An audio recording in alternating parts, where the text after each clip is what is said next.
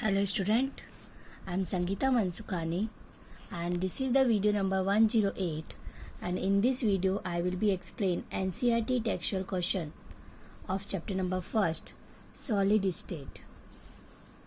Question number 1st, define the term amorphous and give a few example of amorphous solid. So I already explained in my videos amorphous. So two types of solids, crystalline and second one amorphous. So here question of amorphous. So what is the amorphous? Amorphous solids are those which have irregular shapes, do not have sharp melting point or definite heat of fusion, and are isotropic in nature, and the arrangement of their constituent particles has only short range order but no long range order.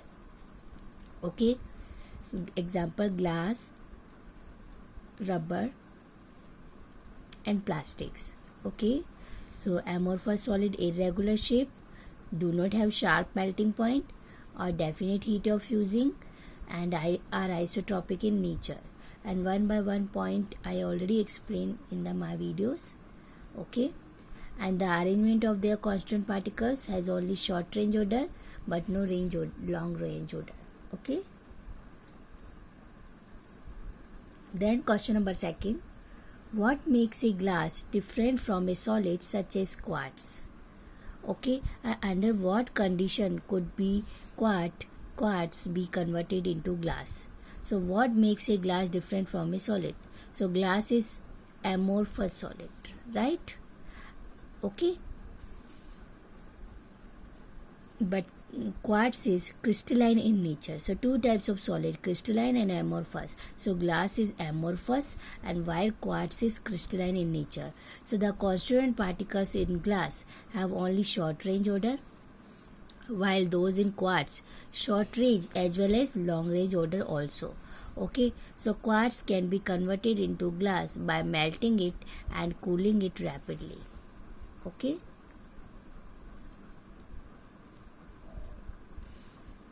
then question number 3rd, classify each of the following solid as ionic, metallic, molecular, network or amorphous. Okay, so first is tetraphosphorus decoxide, P4O10. So P4O10, it is a ionic solid. Ionic solid?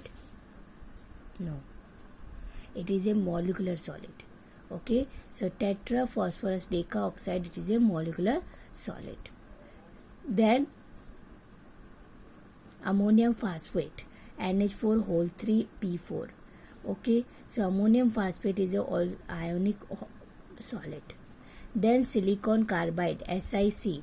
Silicon carbide, it is a network compound. Iodine, molecular solid, P4, molecular solid. Plastic, amorphous solid. Graphite, network covalent solid. Brass, metallic solid.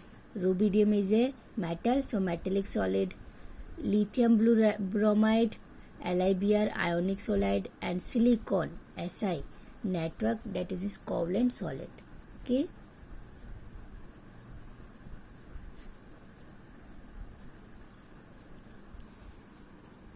question number 4th, what is meant by the term coordination number?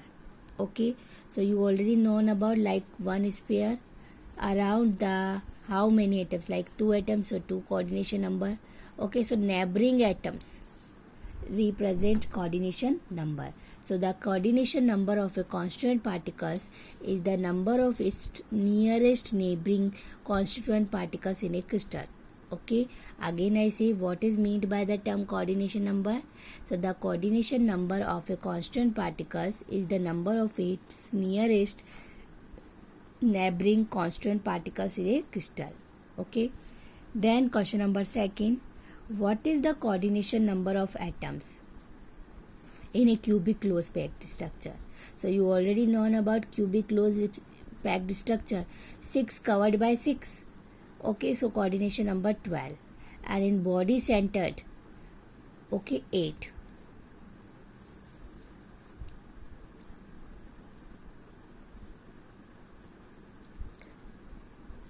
Question number 5. How can you determine the atomic mass of an unknown metal if you know its density and the dimension of its unit cell? How can you determine the atomic mass of an unknown metal if you know its density? So according to the density and the dimension of the unit cell, formula is atomic mass is equal to rho, that is means represent density D, into A cube volume into Na Avogadro number and divide by Z. Z is number of atom per unit cell. Okay. So by this formula,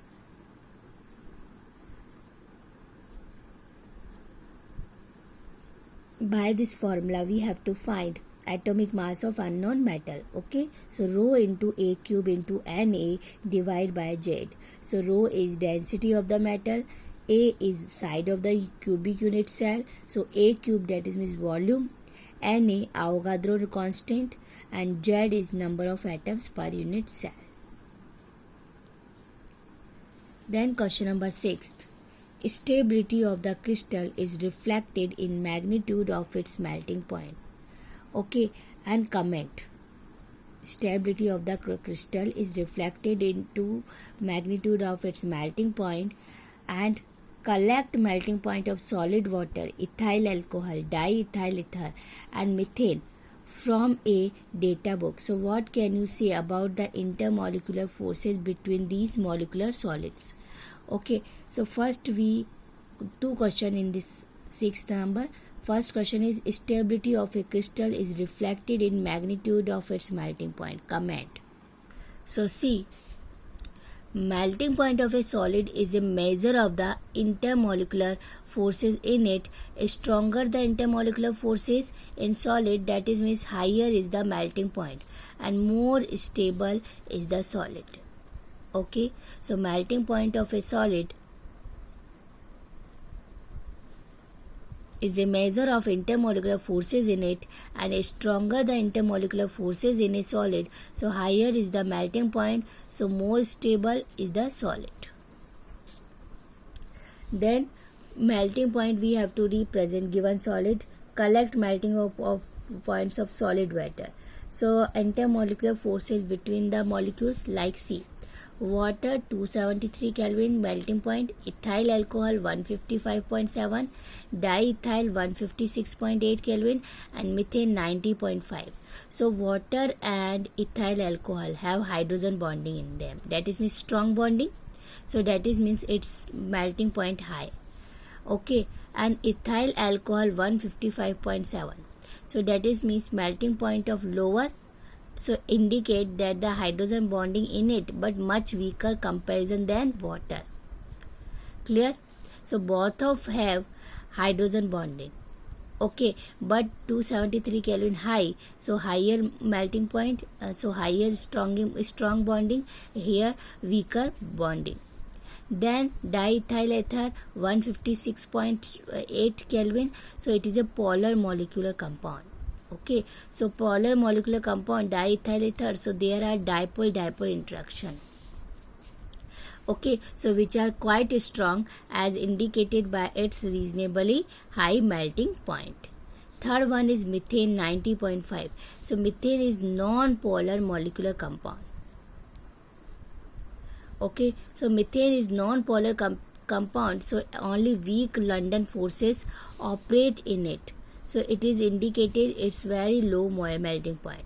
Okay, so water and ethyl alcohol strong hydrogen bonding, but water is high strong bonding and ethyl alcohol weaker hydrogen bonding comparison then each together. Then diethyl ether polar molecular compound, so there are dipole interaction, so which are quite strong as indicated is it's reasonably high melting point. Then third one methane. Methane is non-polar molecular compound, so only the weak London forces, okay, operated in it, so indicated by its very low melting point.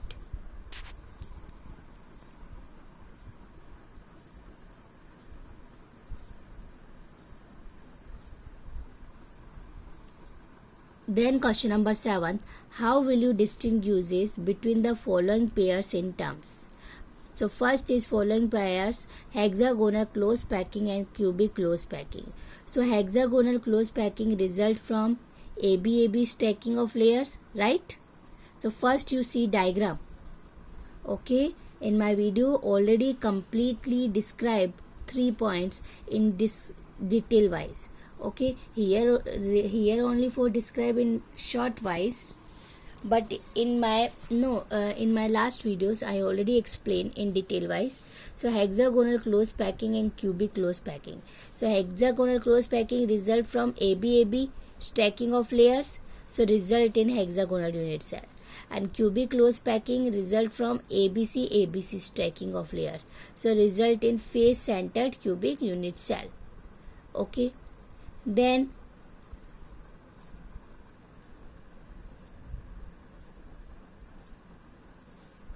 second one, crystal lattice and unit cell. So you already know about crystal lattice. Crystal lattice is 3D areas of the point in a space, and each one of each which gives the location of the constant particles in the crystal. Okay, so crystal lattice is 3D areas of the points in a space, and each one of the which gives the location of the constant particles in a crystal. Okay, but unit cell is the smallest portion of the crystal lattice, and with help of the which the whole crystal lattice can be generated by repeating it along different axes. Okay, so crystal lattice is a 3D areas of the point in a space, and each one of the which gives the location of the constant particles in the crystal. But unit cell is the smallest portion of the crystal lattice, so with the help of which the whole crystal lattice can be generated by repeating it along different axes. Then third one is tetrahedral void and octahedral void. Tetrahedral void is a void formed by 4 close packed spheres. Okay, 3 of which are in a plane and then fourth one over or below. Okay, like see this one. Okay, this is the tetrahedral voids. Okay, so a tetrahedral void is a void formed by 4 close packed spheres and 3 of which are in a plane and then fourth one over. Okay, or otherwise below the depression formed by 3.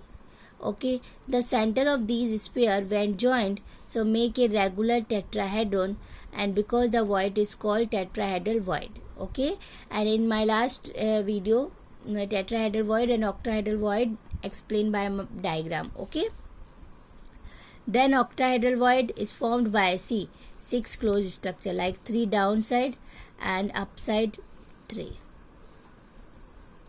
So this void covered by 3 downside 3 upside, so octahedral void. Okay, so octahedral void is formed by 6 close packed spheres, 3 of which are in one plane and the remaining 3 in the adjoining plane. So they are so placed that triangular voids of one set of 3 spheres is above and the other set, but their vertices point in the opposite direction, right? 3 downside 3 upper side, so but downside this way triangular and then upside this way, so vertices are different. Okay, so but their vertices point in opposite direction, so the center of these 6 spheres and whenever joined so make a regular octahedron. So that's why this type of void is called octahedral void.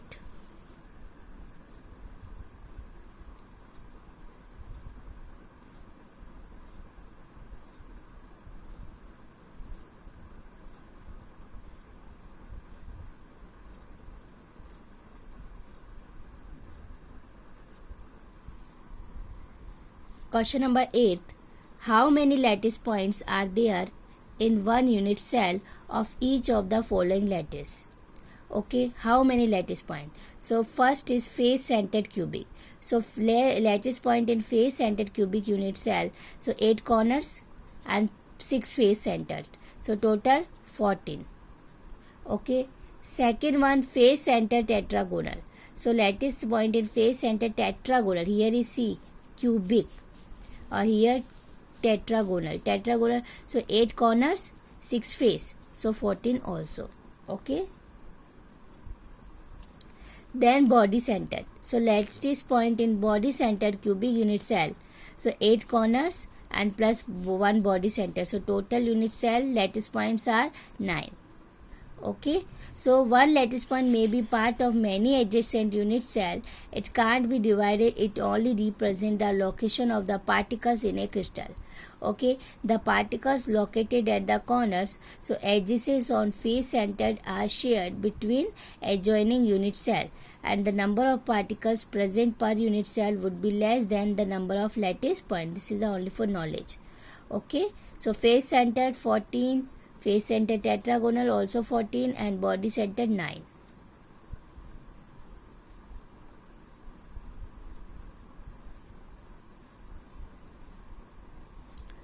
Question number 9. Explain the basis of similarities and difference between metallic and ionic crystals. The basis of similarities and differences between the metallic and ionic crystals. The similarities between the metallic and ionic crystals are due to the fact that electrostatic forces operate in both. Okay, what is the difference between metallic and ionic? Because due to the fact, similarities, which similarities? Because both have electrostatic force. Okay, then between oppositively charged ion in ionic crystal and between positively charged kernels. Okay, so negatively charged valence electrons in metallic crystals and the bonds are non-directional. So what is the similarities? Similarities between metallic and ionic crystal are due to the fact electrostatic forces operate in both. Okay, because between oppositely charged ion in ionic crystal and between positively charged kernels. Okay, so negatively charged valence electron in metallic crystals. Ionic crystal are positively charged between, and then metallic crystal positively charged and negatively charged between. So, and bonds ionic and metallic form, so it is a non-directional. Okay, and what is the difference between metal and crystal? So difference between these crystals are due to the fact that in metallic crystal region the strength of the electrostatic force can vary depending upon the number of valence electron. Okay, so depend upon the number of the valence electron and the size of the kernels. Okay, so all the lattice points are occupied by similar particles, the kernels, and other way electrostatic force of attraction in ionic crystals are quite strong. So lattice points are occupied by this similar particles, cation and anion. Okay, this is the main difference, and due to the reason strength of the electrostatic force, because depending upon the number of valence electron and size of kernels. Okay, and all lattice points are occupied by similar particles, the kernels. Other way electrostatic forces of attraction is the ionic crystal are quite strong, and the lattice points are occupied by dissimilar particles, cation and anions. Okay, second one is ionic solid are hard and brittle. Give reason. Ionic solid are hard and brittle. So see, ionic solid are hard due to the very strong electrostatic force of attraction between the oppositely charged ion, cation and anion. Okay, and they are brittle because they consist of two different types of constituent particles. Okay, they are brittle. So reason, because they consist of the two different types of constituent particles, namely positively charged cation and negatively charged anion. And when any force or stress is applied, so cation tries to occupy the position of anion and becomes surrounded by other cations. Okay, and the strong repulsive forces are set up, and these would break the crystal structure and making it brittle. Okay, so the ionic solids are hard due to very strong electrostatic force of attraction between the positively charged ion, and they are brittle because they consist of two different types of constituent particles, namely positively charged cation and then negatively charged anion. Okay, and whenever force applied, So cation tries to occupy the position of the anion. So becomes surrounded by other cation. So strong repulsive forces are set up, and these would break up the crystal structure and making it brittle.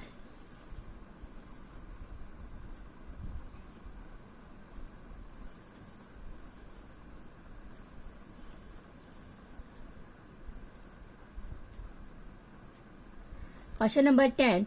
Calculate the efficiency of packing in case of a metal crystal for simple cubic, body centered cubic and face centered cubic. So these I already explained in my last video, packing efficiency. Okay, so simple cubic, body centered cubic and face centered cubic. So see this. Okay, next question I will be explained in next video. Thank you so much.